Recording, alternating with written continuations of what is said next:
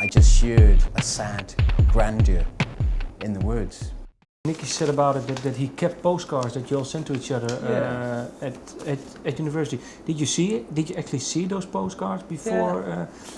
Can you pick one postcard by maybe you wrote or someone else wrote and you say, well, this is an example of what we're talking about now? Of course, yeah. I mean, I have a bag full of correspondence. So at one point, myself and Sean were living back at home in the valley in Wales, and Nick and Richie were in Swansea University.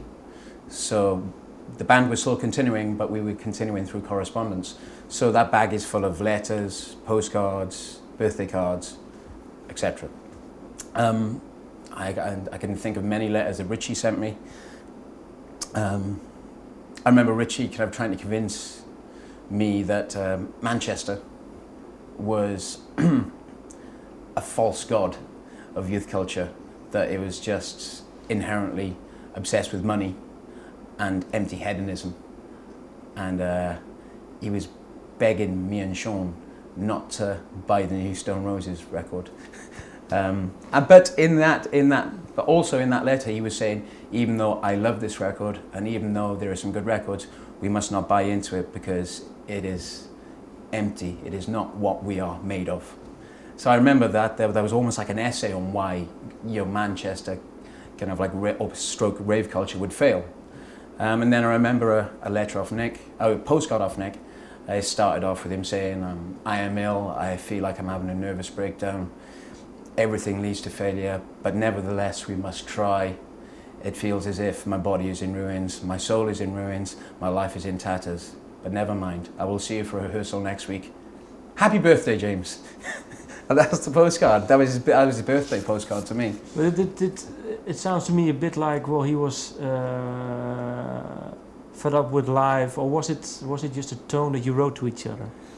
I think there was melodramatic tone, or there was a bit. I think there's a bit of melodrama in all people's adolescent, teenage years. Obviously, we all know that.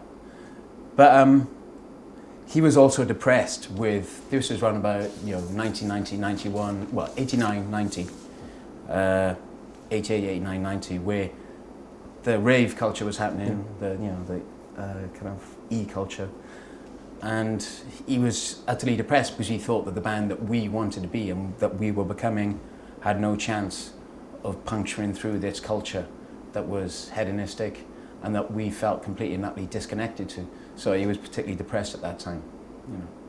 So but it's then when your first album came out in '92, or it was also I think the year Nevermind came out. So actually overseas there was something happening too. Yeah, there was. I mean, kind of the bottom line was it was just good to see somebody that had a large degree of rejection and nihilism in their soul, but also it felt at its core that it was very rock and roll. We were still believing in what a lot of people were calling an outdated mode or concept, guitars, rock and roll, something that was confrontational but still steeped in some kind of tradition. And we just loved the fact that somebody had made a rock and roll record but had rejected everything outside of those songs or the band's existence. It was just good to see that. It was good to see something that was nihilistic and glamorous.